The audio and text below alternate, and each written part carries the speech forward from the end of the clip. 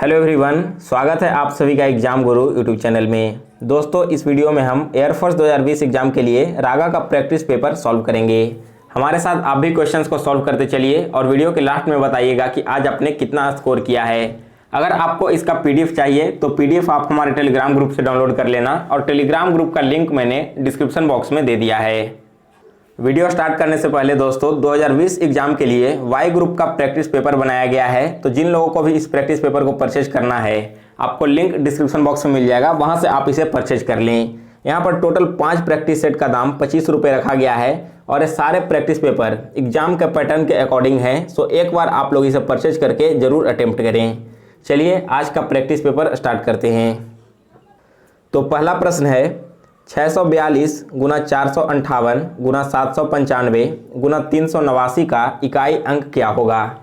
यहाँ पर अगर हम इन सारे नंबर्स को मल्टीप्लाई करते हैं तो बताना है कि यूनिट डिजिट पर कौन से नंबर आएंगे। तो देखिए, आपको कुछ नहीं करना, जितने भी नंबर्स दिए गए हैं इन सभी का सबसे पहले यूनिट डिजिट फाइंड कर लीजिए। 642 का यूनिट डिजिट यहाँ पर 2 है, गुना 458 का 8 है, 795 का 5 है और 389 का 9 है। अब इन सारे नंबर्स को मल्टीप्लाई कीजिए तो 2 में 8 से गुना करने पर 16 प्राप्त होगा, 16 में 5 गुना करने पर 80 और 80 में 9 गुना करने पर यहाँ मिलेगा 720। अब दोस्तों इन सारे नंबर्स को मल्टीप्लाई करने के बाद जो भी नंबर आया है इसका यूनिट डिजिट फाइंड कर लीजिए, वही इस क्वेश्चन का भी यूनिट डिजिट होगा। तो 720 में यूनिट डिजिट पर 0 है, यानी कि डी ऑप्शन इस क्वेश्चन का करेक्ट आंसर है। सेकेंड क्वेश्चन है 6 पुस्तक एवं 10 कलम का मूल्य 2000 रुपये है, तो 9 पुस्तक एवं 15 कलम का मूल्य क्या होगा। यहाँ पर 6 पुस्तक और 10 कलम का मूल्य दे दिया गया है और हमसे पूछा है कि 9 पुस्तक और 15 कलम का मूल्य क्या है। तो ध्यान दीजिए, यह जो 6 पुस्तक है वो 9 पुस्तक का कितना पार्ट है। अगर हम 6 में 3/2 से गुना करते हैं तो यहाँ पर देखिए क्या मिलता है, 2 से 6 कटेगा 3 बार में और 3 से 3 गुना करने पर 9 प्राप्त होगा, यानी कि जो 6 है वो 9 का 3/2 पार्ट है। उसी तरह से जो 10 कलम दिया गया है वो 15 कलम का कितना पार्ट है, तो इसके लिए भी हमें यहाँ पर 10 में 3/2 से गुना करना होगा। तो 2 से 10 कटेगा 5 बार में और 5 गुना 3 15 हो जाएगा। तो इस इक्वेशन से हमें यहाँ तो पता चल गया दोस्तों कि जो यहाँ पर नंबर्स दिए गए हैं 9 पुस्तक और 15 कलम, इसका 3/2 पार्ट है 6 पुस्तक और 10 कलम। तो हम यह कह सकते हैं कि 3/2 6 पुस्तक प्लस 10 कलम का जो मूल्य होगा वही क्या होगा, 9 पुस्तक एवं 15 कलम का मूल्य होगा। तो 6 पुस्तक और 10 कलम का मूल्य क्या दिया गया है, टोटल दिया गया है 2000 रुपये और इसका 3/2 हम निकाल देंगे। तो देखिए 2 से 2000 कटेगा 1000 बार में और 1000 में 3 से गुना करेंगे तो 3000 प्राप्त होगा, यानी कि यहाँ पर 9 पुस्तक एवं 15 कलम का मूल्य 3000 हो जाएगा। सी ऑप्शन करेक्ट आंसर है। तीसरा प्रश्न है वह छोटी से छोटी संख्या क्या है जिसे 64, 120 एवं 125 से भाग देने पर प्रत्येक स्थिति में शेष 3 बचता है। सबसे छोटी संख्या फाइंड करनी है जिसे 64, 120 और 125 से डिवाइड करने पर हर स्थिति में 3 शेष बचे। तो सबसे पहले इन सारे नंबर्स का एलसीएम फाइंड कर लीजिए। यहाँ पर एलसीएम हो जाएगा 64, 120 और 125 का 24,000। अब जो एलसीएम यहाँ पर निकल कर आया है, यहाँ पर लास्ट में क्या बच रहा है, 3 शेष बच रहा है, तो इस 3 को ऐड कर दीजिए। तो करेक्ट आंसर निकल कर चला आएगा 24,003। ऑप्शन डी इस क्वेश्चन का करेक्ट आंसर है। अगला प्रश्न है 4 number, x to the power 0.5 divided by 98 equal to 8y x to the power 1.5 का वैल्यू क्या होगा। यहाँ पर आपको बताना है कि जो x है क्वेश्चन मार्क की जगह पर उसका वैल्यू क्या है। तो देखिए बिल्कुल इसी तरह का क्वेश्चन मैंने आपको कल भी एक प्रैक्टिस सेट में करवाया था। यहाँ पर क्या करना है, हमें सबसे पहले क्रॉस मल्टीपल कर दें।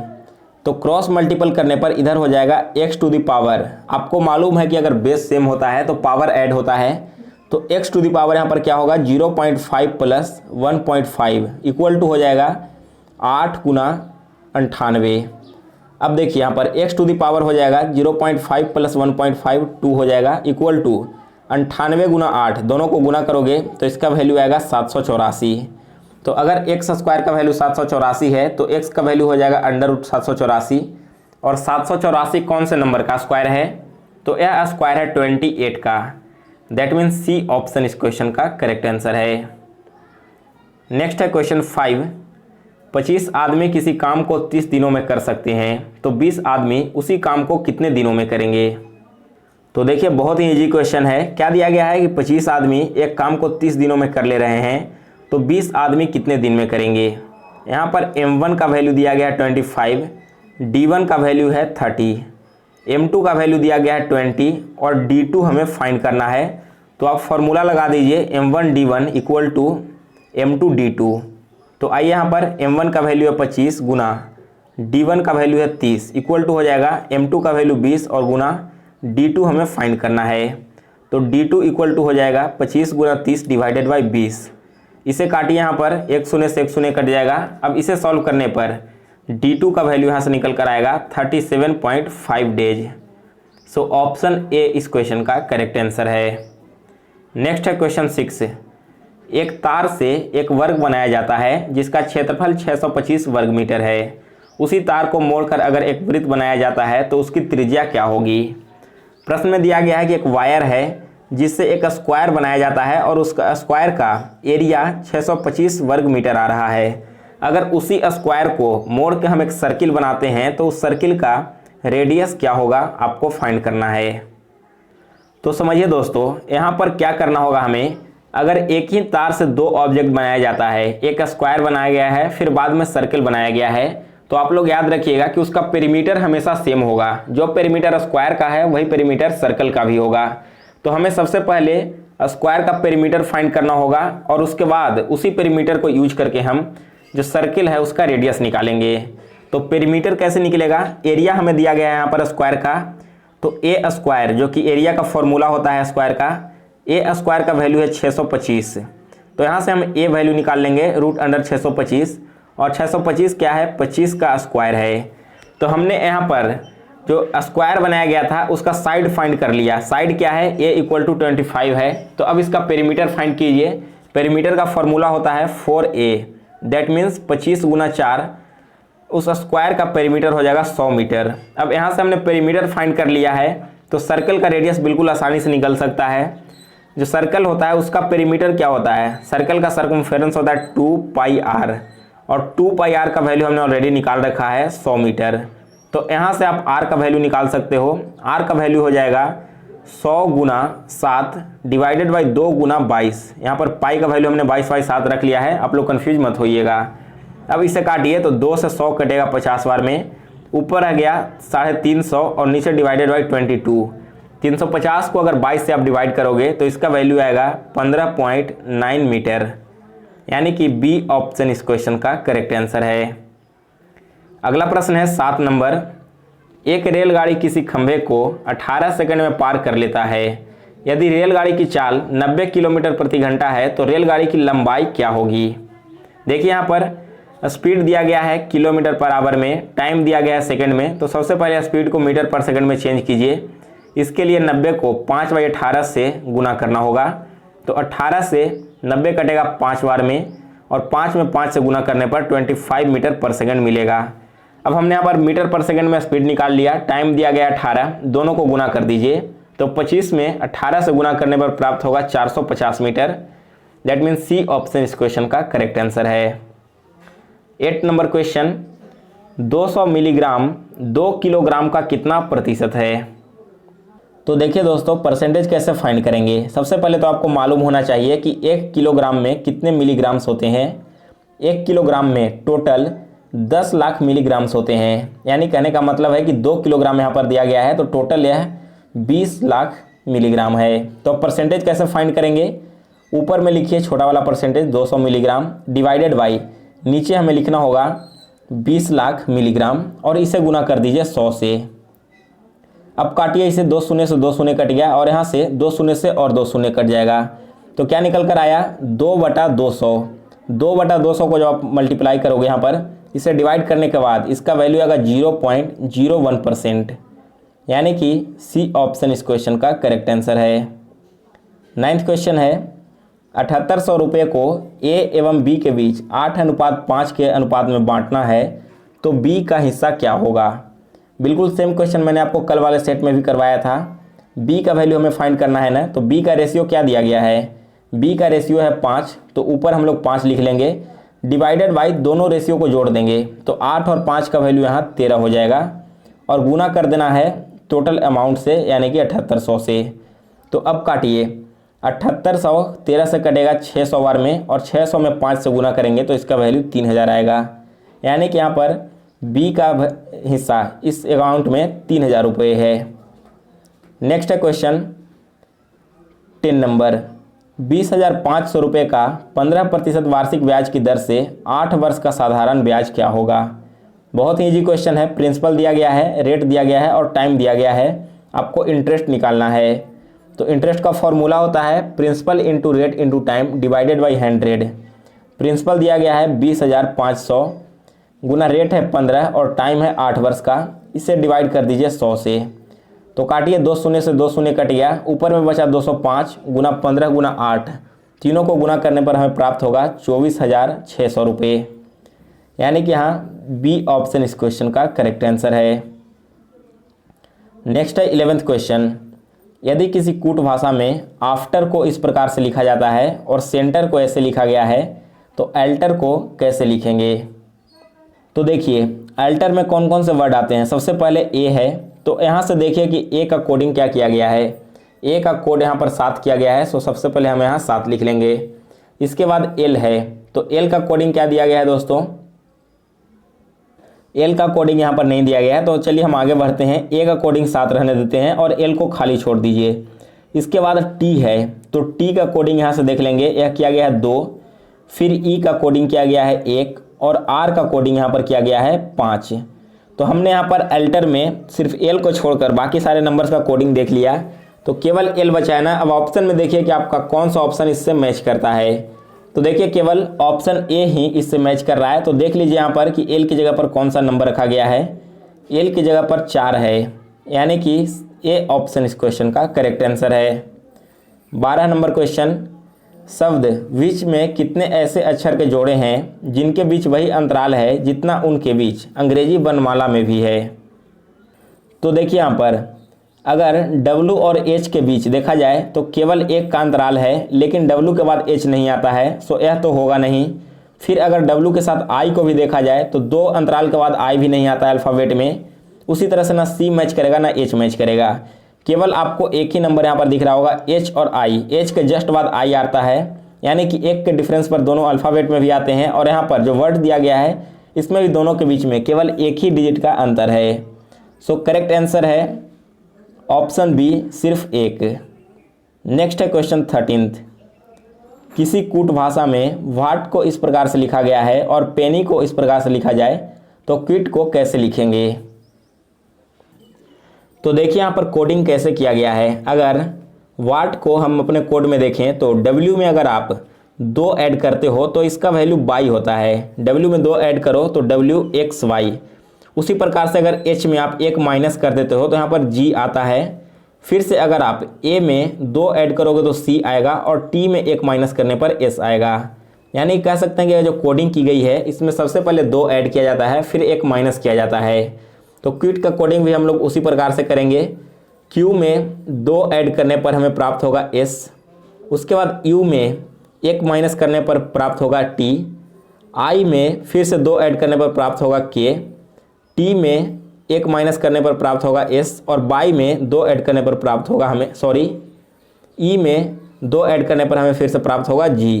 यानी कि दोस्तों यहाँ पर ऑप्शन बी इस क्वेश्चन का करेक्ट आंसर है। नेक्स्ट है 14 नंबर प्रश्न, यदि जोड़ को डिवाइड कहें, घटाव को गुना कहें, गुना को माइनस कहें तथा भाग को प्लस कहें तो इस कूट भाषा में इस इक्वेशन का मान क्या होगा। देखिए यहाँ पर जोड़ को घटाव कहा जा रहा है। सबसे पहले क्या है 15 डिवाइडेड बाई 75, लेकिन डिवाइड को क्या कहा गया है, यहाँ पर डिवाइड को प्लस कहा गया है। सो लिखेंगे हम लोग 15 + 75। इसके बाद है +5, लेकिन प्लस को डिवाइड कहा गया है ना, तो यहाँ पर हम लोग डिवाइडेड बाई 5 कर देंगे।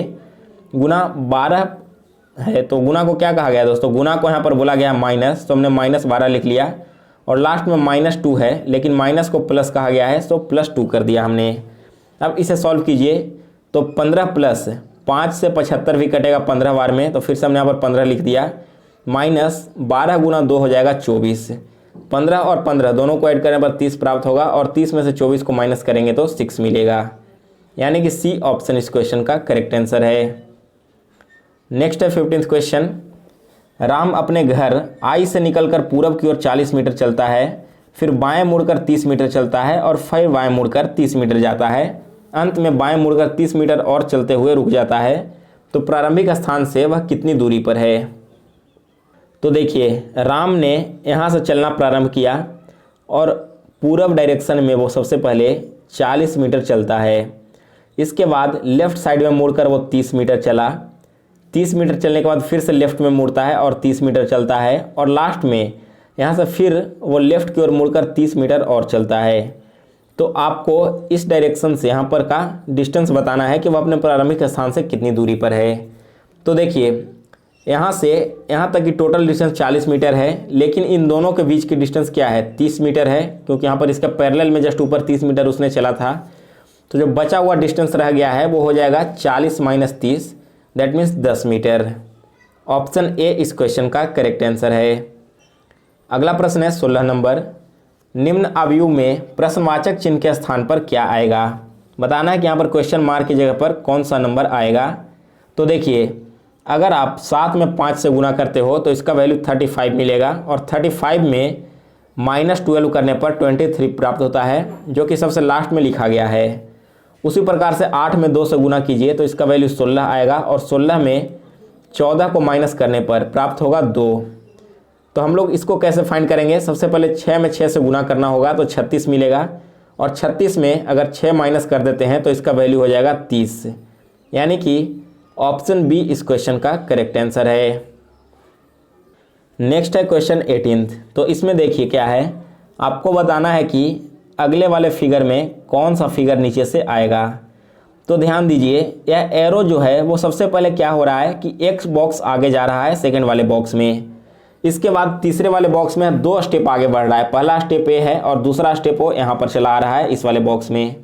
2 स्टेप बढ़ने के बाद फिर से क्या हो रहा है, यहाँ पर 1, 2 और 3, यह 3 स्टेप बढ़कर यहाँ पर चला आया।